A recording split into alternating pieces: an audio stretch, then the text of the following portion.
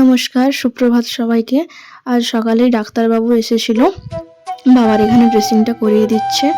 24 ঘন্টা কেটে গেছে, বাবার অ্যাক্সিডেন্টটা হয়ে গেছে। 24 ঘন্টার বেশি হয়ে গেছে আর কি। বাবার খুব লাগছিল, আমি ওটা দেখতে পাচ্ছিলাম না, ওই জন্য আমি বাইরে বেরিয়ে পড়েছিলাম।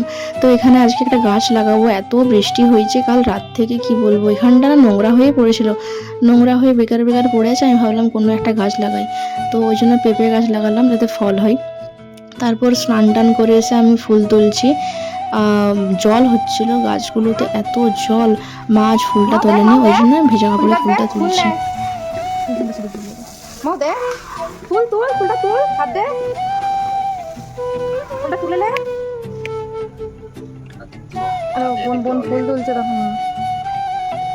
তো একটা ছোট পদ্ম ফুল তুললাম, ওটাও মানে ফুটিয়েছি হাতে করে। ওটা ছোট ছিল আর এটা একটু বড়, এটা আমি এখন হাতে করে ফুটাচ্ছি। আমাকে রূপসা একটু সাহায্য করছিল।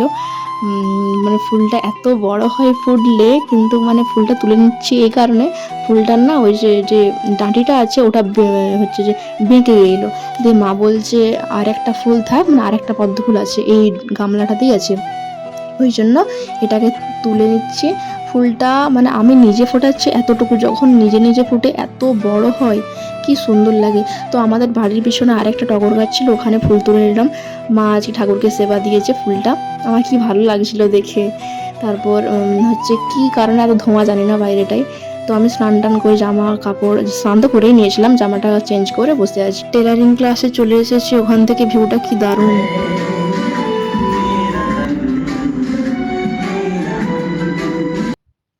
বাড়ি এসে ভাত খেলাম, ওল মাখা, ভেন্ডি সেদ্ধ, আর হচ্ছে যে কুলেখাড়ার ঝোল আর একটা তরকারি ছিল। এটা আমার মেজো ঠাম্মা বাবাকে দেখতে এসছে আর কি। তারপর সন্ধ্যাবেলা আমরা একটু মার্কেটে গিয়েছিলাম অনেকগুলো জিনিস আনতে। আমার একটা ব্রাশ, একটা ফেস ওয়াশ, তারপর বাড়ির টুকিটাকি জিনিস আর কি মা আনতে দিয়েছিল। সামনে আমাদের রান্না পুজো সোমবার দিনে, ওই জন্য আর কি। তো এখানে একটু ভিতর দিকে ঢুকেছিলাম, এখানে মোটামুটি সব পাওয়া যায়, ওই জন্য আর আমার অন্য দোকানকে যেতেও ইচ্ছে করে না। এখানটা আমার ভীষণ ভালো লাগে। ওদেরকে ফর্দ লিখে জমা দিয়ে দিয়েছি, মানে ওরাই, আমরা বলে দিয়েছি, ওরা ফর্দ লিখেছে, তারপর ব্যাগটা নিয়ে চলে গেছে। মোটামুটি সব জিনিস ওরা নিজেরাই দিয়ে দেবে, আর কিছু আমাদেরকে কিছু করতে হবে না, বলতেও হবে না। তো এখানে আমি আর ছড়ি দিয়ে বসে আছি, ছড়ি দিয়ে ফোন ঘাঁটছে আর আমি এখানে বসে একটু ভিডিও করছিলাম। আমরা এবার এই দোকানটাতে এসেছি ব্যাচ কেনার জন্য, ইন্ডিপেন্ডেন্স ডের ব্যাচ কেনার জন্য। এখানে ব্যাচগুলো কত বড় বড়, আমি ছোট চাইছিলাম, মানে ছোট ছিল না, এরকম বড় বড়।